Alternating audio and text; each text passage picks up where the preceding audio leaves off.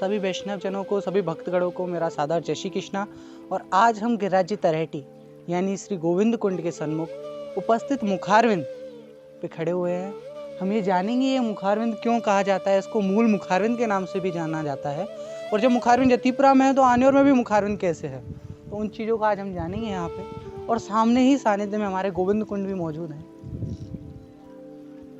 आइए चलिए मंदिर के अंदर दर्शन करते हैं। तो अभी हम मंदिर सेवायत श्री सूरज भैया के सन्मुख बैठे हुए हैं। आगे की वार्ता कथा यहाँ के विषय में सूरज भैया हमको बताएंगे। तो सूरज भैया, जय श्री कृष्ण सभी भक्तजनों को। ये गिरिराज जी का मूल मुखारविंद है। आज से लगभग 5-5.5 हजार बरस पहले जब भगवान श्री कृष्ण ने ब्रजमंडल में लीलाएं की थी अपनी, तो उस लीला में एक लीला आती है कि भगवान ने गोवर्धन पर्वत धारण की। तो उस समय जब भगवान ने ब्रज में लीला करते थे तो एक दिन देखा कि सभी ब्रजवासी मिलकर पूजन की सामग्री तैयार करने लग रहे हैं, लेकिन भगवान की तरफ कोई ध्यान नहीं दे रहा है। अर्थात पहले समय में भगवान श्री कृष्ण को सभी प्रेम करते थे, उनकी तरफ सबसे अधिक ध्यान दिया जाता था। तो भगवान श्री कृष्ण ने देखा कि कोई ध्यान नहीं दे रहा है, तो उन्होंने पूछा। तो नंद बाबा ने बताया कि आज देवराज इंद्र की पूजा का दिवस है, तो हम सभी देवराज इंद्र की पूजा की तैयारी कर रहे हैं। भगवान ने कारण जानने की जिज्ञासा दिखाई, तो बाबा ने बताया कि देवराज इंद्र हमारी गायों के लिए जल देते हैं, हमारी फसल के लिए जल होता है, हमारे पीने के लिए जल हो जाता है, हमारी नदियों में नालों में जल आ जाता है बारिश से, तो इस कारण हम सभी देवराज इंद्र की पूजा करते हैं। तो भगवान नंद बाबा से कहते हैं कि ये उसका दायित्व है, ये उसका कर्म है जल देना। तो देवराज इंद्र के बारे में जब भगवान बताते हैं बाबा को, तो बाबा को भी थोड़ा ज्ञान होता है। और ज्ञान होने के बाद बाबा कहते हैं नंद बाबा कि चलो तो अब गोवर्धन की पूजा करी जाएगी। भगवान उन्हें बताते हैं गोवर्धन के विषय में कि गोवर्धन से ही हमारी गायों के लिए हरी घास होती है, हमारी गायों के लिए, हमारे लिए फल फूल, गायों के लिए घास जल इत्यादि की व्यवस्था गोवर्धन पर्वत स्वयं कर रहे हैं। तो हमें देवराज इंद्र की क्या ज़रूरत पूजा करने की, तो हमें गोवर्धन की पूजा करनी चाहिए। तो भगवान और नंद बाबा और सभी ब्रजवासी मिलकर गोवर्धन की पूजा करते हैं। उस समय एक दोहा आता, एक रूप से पूजत और दूजा राह पुजाए, सहस्त्र भुजा फैलाए और मांग मांग के खाए। अर्थात कि भगवान ने एक रूप से तो पूजन किया है, यानी पुजारी बन के भगवान का गोवर्धन का पूजन कराया है। दूसरे रूप से सहस्त्र भुजा फैला के मांग मांग के खाया है। अर्थात जब भोग लगाए गए थे तो उस समय भगवान ने सभी ब्रजवासियों से कहा कि आपका जो देवराज है वो तो छुप के ले जाता है सामग्री को, और हमारा जो देव है ये आपके सामने मांग मांग के खाएगा, आपकी सामग्री कम पड़ जाएगी, फिर भी ये मांगेगा आपसे। तो उस समय ये दोहा प्रचलित हुआ था। जब भगवान श्री कृष्ण ने गोवर्धन का अभिषेक किया, उसके पश्चात जब देवराज इंद्र को पता चला कि ब्रजमंडल से कुछ भी नहीं आया है, तो देवराज इंद्र को थोड़ा कुपित हुए, थोड़ा क्रोध आया। क्रोध आने का कारण ये था कि जब किसी को पावर मिल जाती है, शक्ति मिल जाती है, तो उसमें थोड़ा अहंकार आ जाता है, थोड़ा घमंड आ जाता है। तो जब देवराज इंद्र को स्वर्ग के राजा थे, उन्हें स्वर्ग का सिंहासन था, तो उन्हें थोड़ा घमंड हुआ। तो उन्होंने अपने मेघों को, जिनका नाम था संवर्तक मेघ, उनको आदेश दिया। उनको आदेश तब दिया जाता था जब कहीं पे प्रलय लानी होती थी। उन्हें आदेश दिया कि कहा आप ब्रजमंडल को बहा दो, ना कि गोवर्धन क्षेत्र को, ब्रजमंडल को ही बहा दो जहाँ पर भगवान ने लीलाएं की हैं। ब्रजमंडल का अर्थात उस समय जब गोवर्धन पर्वत थे तो वो बहुत विशाल थे, इसलिए ब्रजमंडल को बहाने का आदेश दिया। तो भगवान के पास जब बूंदें आने लगी तो सभी ब्रजवासी, सभी ग्वाल वाल सभी भगवान के पास पहुँचे और भगवान से कहने लगी कि लाला, तेने तो हमको मरवा दिया, देवराज इंद्र क्रोध अब हमको बारिश के रूप में झेलना पड़ेगा। तो भगवान कहते हैं आपने जिसकी पूजा की है वही अब आप सबकी रक्षा करेगा।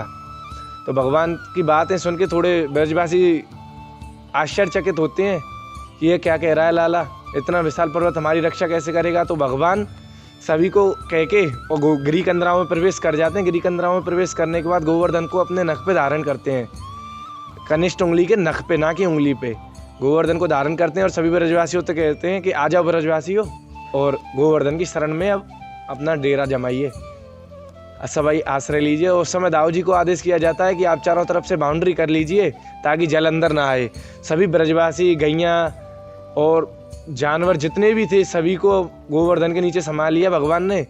तो उसी समय पे श्री दाऊ जी महाराज ने शेषनाग का रूप धारण करके और गिरिराज जी की मेड़ लगाई थी। जी हाँ, शेषनाग यानी कि 7 फन वाला नाग नहीं, उसमें अनंत शेष था, जिसका कोई आकार नहीं है, जिसके अनगिनत फन है। अच्छा। जिसका कोई आकार नहीं है, वो दाऊ जी ने शेषनाग रूप धारण किया था, उसे शेषनाग अवतार बोला जाता है।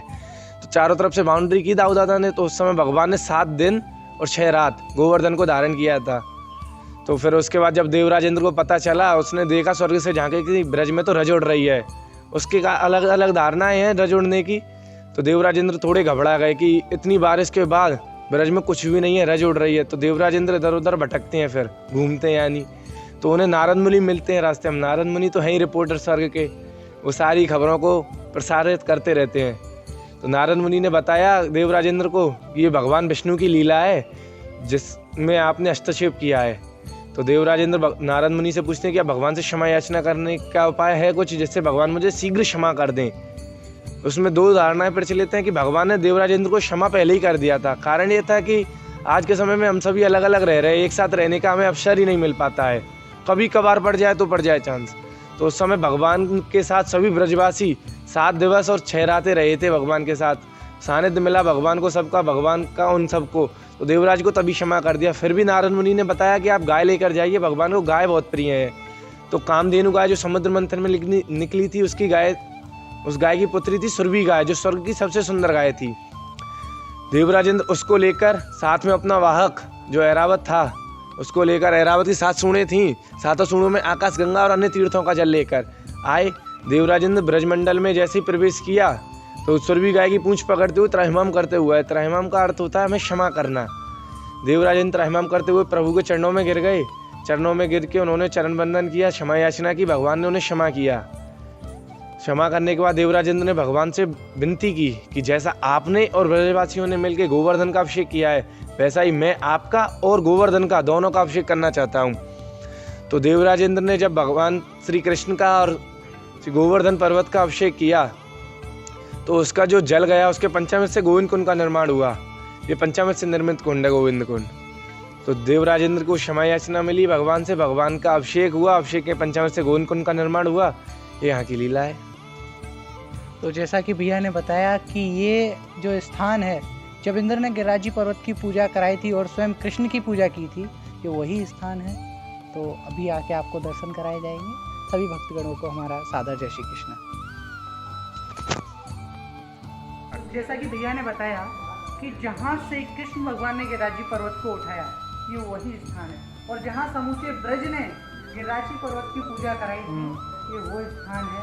इसको मूल मुखारविंद के नाम से भी जाना जाता है। और ये गिरिराजी की तरेटी में श्री गोविंद कुंड के सन्मुख, गोविंद कुंड के सामने विराजमान है। तो बोलिए श्री गिरिराज धरण की जय।